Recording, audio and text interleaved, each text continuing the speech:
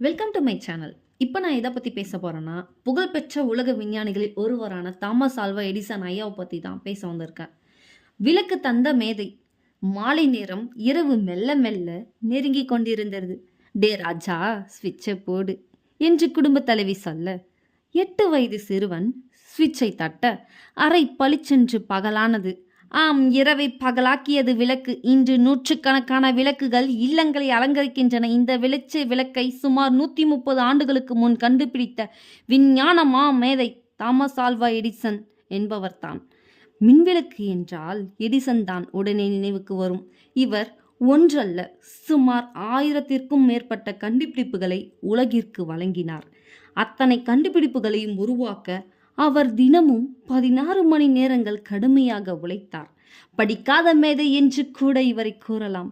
பள்ளிக்கு வெறும் 3 மாதங்கள் கூட சென்றிருக்க மாட்டார். ஆனால் கடுமையான உழைப்பு, விஞ்ஞான நூல்களை வாசித்த அனுபவம், புதிதென கண்டுபிடிக்கும் ஆர்வம் இவர்களை கொண்டு பல விஞ்ஞான சாதனைகளை கண்டுபிடித்தார்.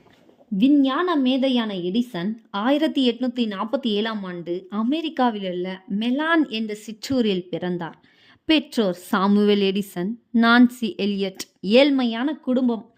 பள்ளி பருவம் தொட்ட மகனை உள்ளூர் பள்ளியில் சேர்த்தார். 3 மாதங்கள் சென்றன. ஆசிரியர் எடிசனுக்கு மூளையில் அறிவு இல்லை, களிமண் தான் இருக்கிறது என்று துரத்திவிட்டார். நான்சி தன் மகனை புகழ்பெற்ற மனிதராக மாற்ற முடிவு செய்தார். வீட்டிலேயே கல்வி போதித்தார். ஓரளவு கல்வி கற்க ஆரம்பித்ததுமே எடிசன் கலை, இலக்கிய, அறிவியல் நூல்களை ஊன்றி படித்தார். குறிப்பாக அவரை அறிவியல் நூல்கள் ஈர்த்தன. படிப்பு நேரம் போக வீட்டின் ஒரு மூலையில் ரசாயன ஆராய்ச்சிகளை செய்து வந்தார். 14 வயதில் ரயிலில் பத்திரிகைகளை விற்றார். பின் 15-16ஆம் வயதில் சொந்தமாய் பத்திரிகைகளை நடத்தினார். ரயிலில் எவருக்கும் தெரியாமல் ஒரு போகியில் ரசாயன கூடம் அமைத்து ஆய்வுகளை மேற்கொண்டார். ஒரு முறை அவர் ரசாயன ஆய்வு செய்யும் போது தீ பற்ற அவரை அடித்து விரட்டினர். அவர் சில நாட்களில் தந்தி அடிக்க கற்றுக்கொண்டார். வீட்டில் வறுமை தலை தூக்க வேலை தேடி நியூயார்க் வந்தார். ஒரு ஸ்டாக் எக்ஸ்சேஞ்சின் மிஷின் ரிப்போர்ட்டராக அதை சரி செய்து கொடுக்க அங்கு வேலை கிடைத்தது.